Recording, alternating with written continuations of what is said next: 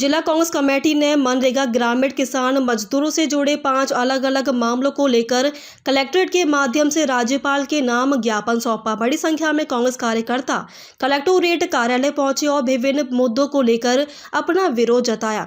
जिला कांग्रेस कमेटी अध्यक्ष विपिन यादव के नेतृत्व में पहुंचे कांग्रेसियों ने राज्यपाल नाम ज्ञापन सौंपकर राज्य सरकार को जनहित में आवश्यक निर्देश जारी करने की मांग की।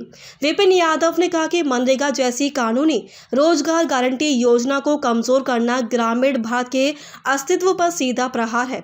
जनसभा और ग्राम पंचायत की शक्तियों को सीमित कर लोकतांत्रिक विकेंद्रीकरण की आत्मा को कुचलने का प्रयास किया जा रहा।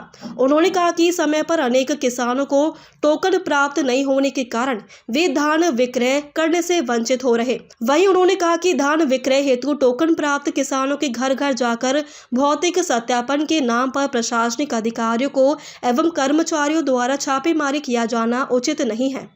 आज आप कलेक्टर से मिलने आए, क्या मामला है? जी, हम लोग छत्तीसगढ़ प्रदेश कांग्रेस कमेटी के सम्मानित अध्यक्ष श्री दीपक बैठ जी के निर्देश पर राजनांदगांव जिला कांग्रेस कमेटी के तत्वाधान में आज हम सब कांग्रेस के साथी यहाँ पर उपस्थित हैं।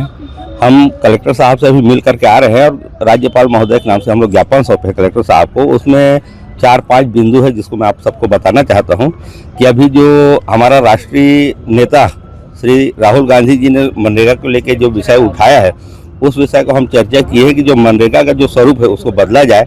जो पहले हमारे कांग्रेस गवर्नमेंट में 90 और 10 का जो आंकड़ा था उसको लागू किया जाए। अभी वर्तमान जो सरकार है मनरेगा में परिवर्तन करते हुए 60-40 का जो आंकड़ा दिया है, देखिए आज छत्तीसगढ़ सरकार की वो स्थिति नहीं है या किसी भी राज्य की स्थिति नहीं को 40% राशि केंद्र को दे सके। 40% राशि जब ये देंगे तब वो 60% अपनी राशि देगा, तब जा करके निर्माण विकास होगा। सरकार ये चाहती है कि यहाँ पर रोजगार गारंटी काम टोटल बंद हो जाए। ठीक है। दूसरा विषय ये था कि अभी पूरे छत्तीसगढ़ सहित राजनांदगांव जिले में किसानों के साथ जो अभद्रपूर्ण कार्रवाई हो रही है और इस धान खरीदी के नाम को लेकर के, इस काम को लेकर के किसान कहीं कहीं अपने आप को अपमानित महसूस कर रहा है। इसके लिए हम लोग राजनांदगांव जिले कांग्रेस कमेटी के लोग ये चाहते हैं कि इसमें छत्तीसगढ़ की सरकार माफीनामा प्रस्तुत करे किसान के नाम से। और तीसरे विषय ये था कि हमारी सरकार में 400 यूनिट बिजली फ्री मिल रही थी, लेकिन इस सरकार में बिजली के दर को बढ़ाया गया है, उसको वापस लिया जाए। और एक विषय ये है कि धान खरीदी अभी क्या है, हमारे यहाँ राजनांदगांव जिले में अधिकांश किसान धान नहीं बेच पाए हैं। तो हम कांग्रेस पार्टी के लोग ये चाहते हैं कि जो समय सीमा है उसको बढ़ाया जाए ताकि जो शेष वंचित किसान हैं वो धान की बिक्री कर सके। तो कलेक्टर साहब का क्या?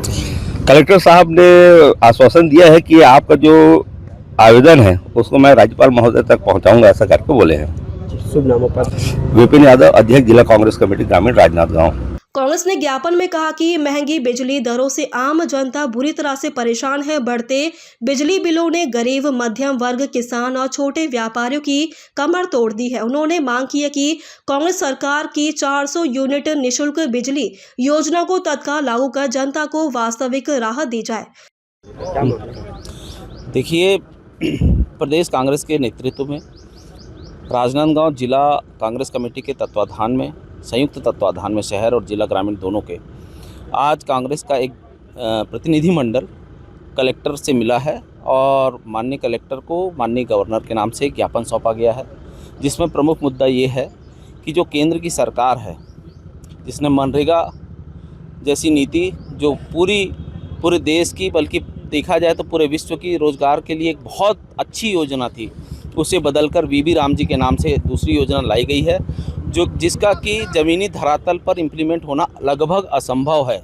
क्योंकि जिसके माध्यम से जो नई नीति है, जिसके माध्यम से ये चाहते हैं कि सरकार मनरेगा को आगे बढ़ा रही है, ये बिल्कुल झूठ है भारतीय जनता पार्टी द्वारा जो फैलाया जा रहा है।